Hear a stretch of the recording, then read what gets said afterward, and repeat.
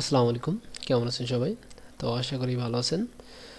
তো বিগত আমরা 12 থেকে 13টি পর্ব মেবি দিয়েছি ডিবি লাইভ প্রজেক্টের ওপর। আমি আশা করি আপনারা এখান থেকে ভালো কিছু শিখতে পারবেন, কারণ এটি একটা লাইভ প্রজেক্ট ছিল। কারণ আমি এই প্রজেক্টটি আমার এক ক্লায়েন্টের জন্য করেছিলাম। আমি আবার যে থিম দিয়ে যেভাবে করেছি, আমি সেই থিম দিয়ে সেইভাবেই আপনাদেরকে করে দেখিয়েছি। আই হোপ আপনাদের এটা অনেক হেল্প আসবে, সাহায্য হয়ে দাঁড়াবে আপনাদের ক্ষেত্রে, বিশেষ করে ফ্লান্সিংয়ের ক্ষেত্রে। সো এখন আমরা যে পর্বগুলো দিয়েছি সেই পর্বগুলোর ভিতরে আমাদের ফুল অন পেজের যে স্টেপগুলো সব শেষ করে ফেলেছি ইনশাল্লাহ। তো আজকে আমরা ডিবির কিছু মডিউল নিয়ে আলোচনা করব। সেটা বলছিলাম যে অনেকে আছেন যে আমাদের যে থিমটি আমরা ডিজাইন করেছি, ওয়েবসাইটটি ডিজাইন করেছি, সেই ওয়েবসাইটের ভিতরে আমাদের সেই কাঙ্ক্ষিত জিনিসটি নাও থাকতে পারে, যেটা আপনার বর্তমান প্রয়োজন হচ্ছে।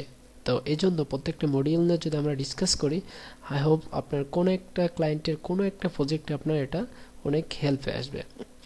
তাই আমি ভাবছি যে আর কয়টা পড়বো, 2 থেকে 3টা পড়বো ডিবির যতগুলো মডিউল আছে সেই মডিউল নিয়ে আমি ডিসকাস করব।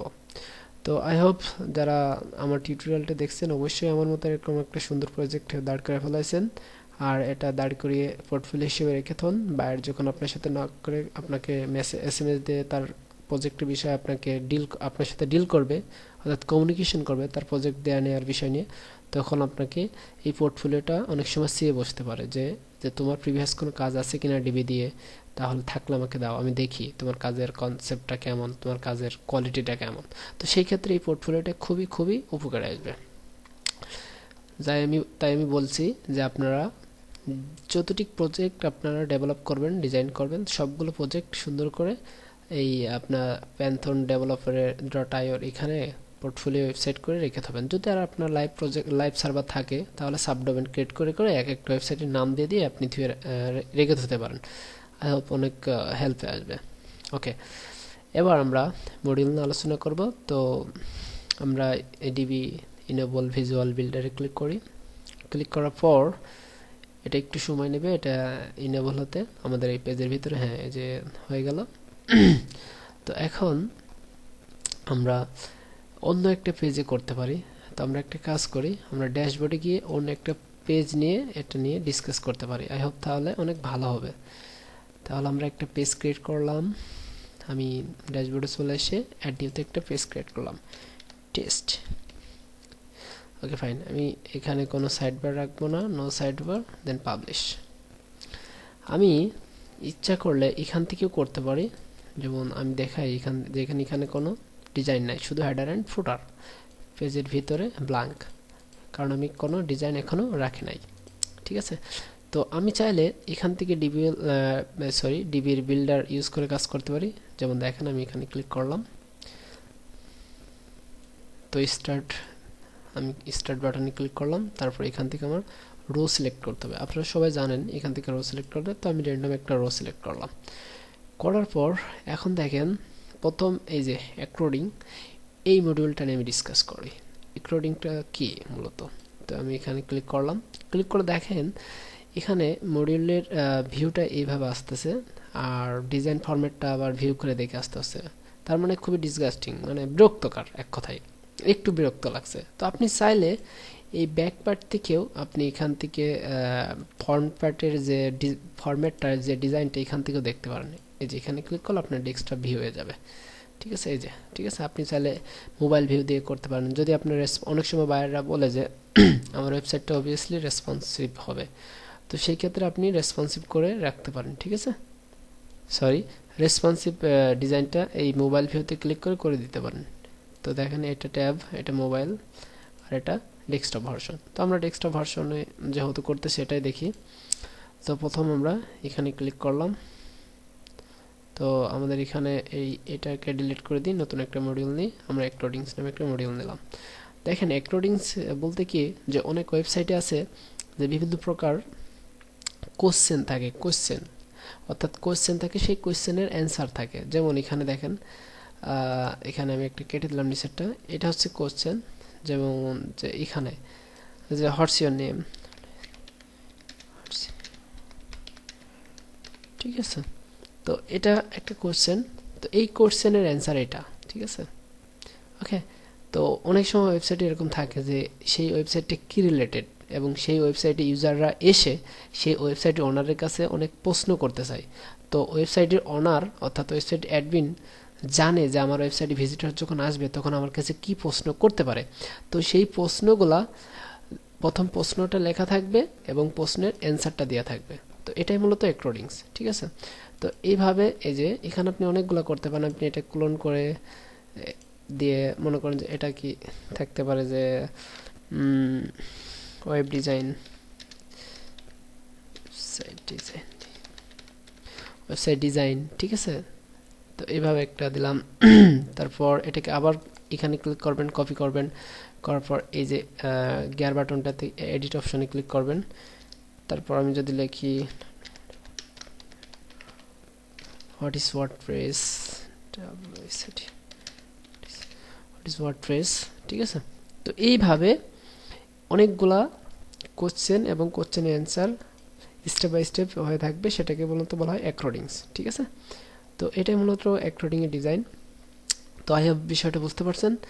তো এনকোডিং এখানে কালার করতে পারেন আপনি চাইলে, এই যে এখানে আইকন দিতে পারেন। এই যে প্রথম এই কন্টেন্ট সেক্টরটার পাশে যে ডিজাইন বাটনটা দেখছেন, এখানে ক্লিক করে এখানে আইকন দিয়ে দিতে পারেন। যে আপনি যদি কোনো আইকন এখানে চেঞ্জ করে দিতে চান তাহলে এখানে আইকন দিতে পারেন। আইকনের ফন্ট সাইজ কেমন হবে, এই যে এটা, ঠিক আছে। তো এখানে আইকনটার কালার চেঞ্জ করে দিতে পারেন, এই যে এটা দিয়ে দিতে পারেন। তারপর টগলের কেমন কালার হবে, এই যে এটার তো থাক, আমাদের ডিফল্ট যেটা আছে সেটাই রাখবো। ওকে,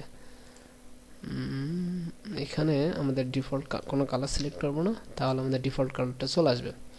তারপর টেক্সটের ফরম্যাটের ভিতরে কেমন হবে, হালকা আমি সেটা দিয়ে দিলাম। যদি আপনি টেক্সটের লেন্থ বাড়াতে চান তাহলে এখান থেকে এটা মডিফাই করে দিতে পারেন, ঠিক আছে। তো এইভাবে এক একটা ডিজাইন এখান থেকে সুন্দরভাবে করে নেওয়া যায়, ঠিক আছে।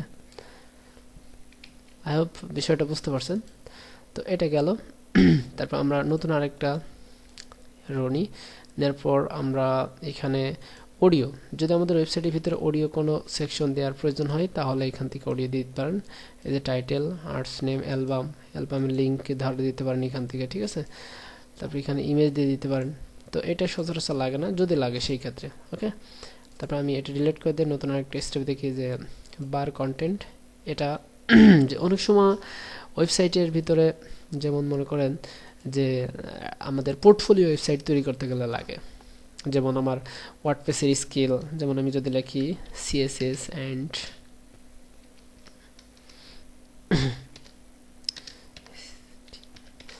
ঠিক আছে। তো সিএসএস অ্যান্ড এইচটিএমএল আমার কত পার্সেন্ট, 95%। তো এটা দিয়ে তারপর এটাকে কপি করলাম, এটা এডিট করলাম।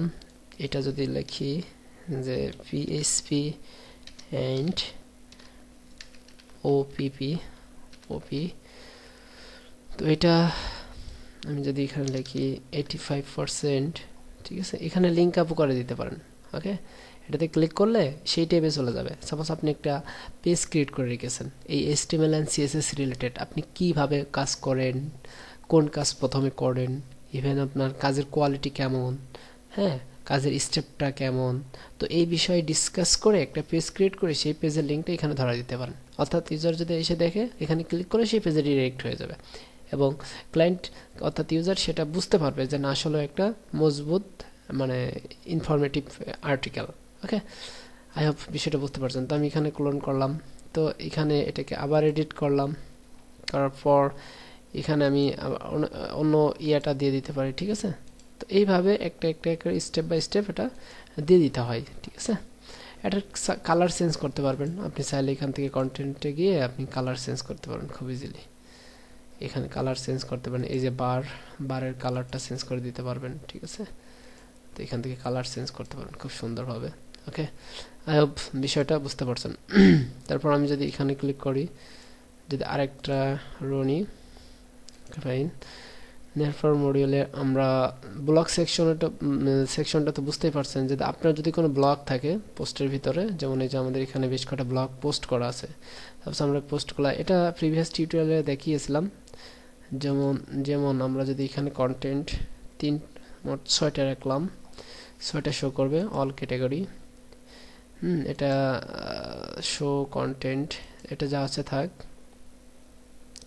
তো ডিজাইন ফরম্যাটটা লেআউটটা কেমন হবে, ফুল উইথ না, আমাদের গ্রিড আকার হবে, ধীরে ধীরে করে ভেঙে ভেঙে যে গ্রিড আকার হবে, ঠিক আছে। তো এইভাবে এটা আছে ব্লক সেকশনের প্রসেসটা। তারপর আমরা আবার আরেকটা রনিয়ার পর আমাদের নতুন ব্লক, এটা এটা এটা দেখি আমরা। এটার ভিতরে যে ইমেজ অ্যান্ড টাইটেল এই সেকশনটা, এটা ব্লক কোয়ালিটি। আপনি যদি চান এটাকে এখানে আপনি 3টা করে দিতে চাচ্ছেন, 3টে স্টেপ এটা হয়ে যাবে। তো এটাকে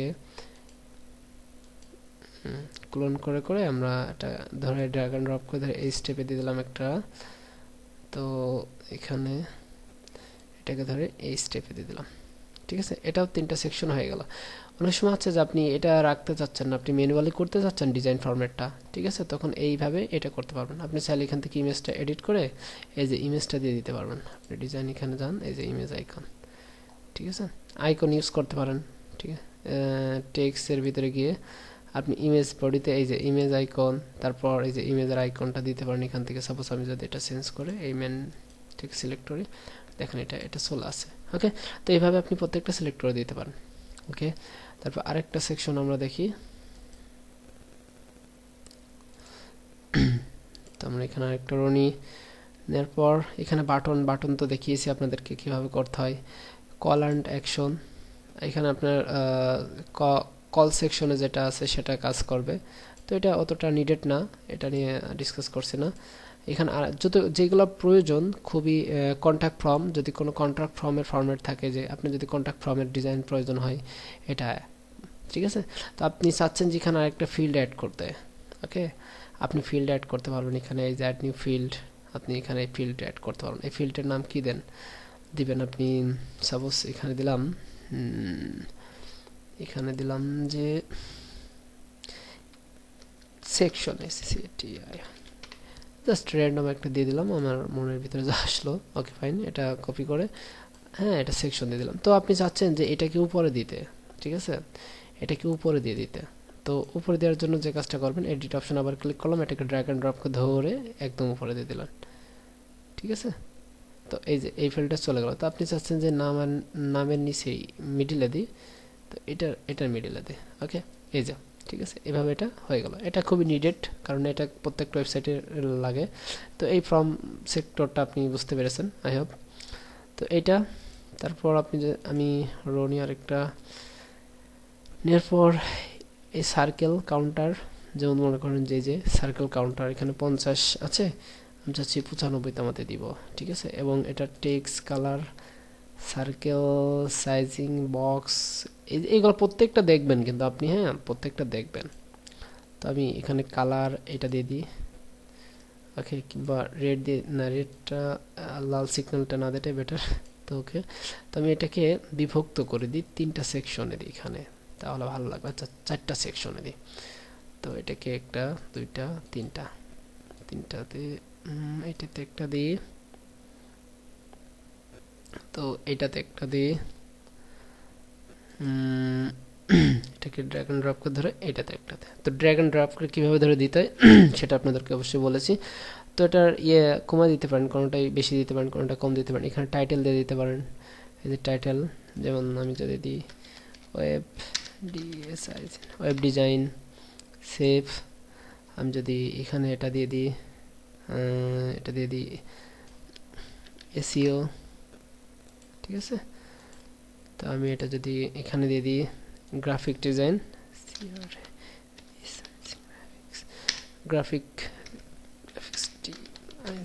গ্রাফিক ডিজাইন এটা দিয়ে দিই। এখানে কি দিই, অ্যাফিলিয়েট ওয়েবসাইট, ওকে, জাস্ট র্যান্ডম দিয়ে দিলাম, ওকে। তো এই যে এইভাবে প্রসেসটা। তো এটা এমনিতে বড় পর্ব হয়ে আছে, বেশ কয়েকটা মডিউল দেখালাম। এই মডিউলগুলো দিয়ে এইভাবে এই সেকশনে এই ডিজাইন করতে হয়। তো আপনার অবশ্যই কোনো একটা প্রজেক্টে এই স্টেপগুলো অবশ্যই লাগবে। তো তখন আপনি এইভাবে আপনার কাজটা সমাধান করতে পারবেন। যদি ভালো লাগে ভিডিওটি লাইক কমেন্ট শেয়ার করে বন্ধুদের, লাইক কমেন্ট করবেন, শেয়ার করবেন বন্ধুদের সাথে। আর আমার জন্য অবশ্যই দোয়া করবেন। আর পরবর্তী স্টেপটা কোনো একটা বিষয় নিয়ে আবার হাজির হব। ভালো থাকবেন সে পর্যন্ত। আসসালামু আলাইকুম।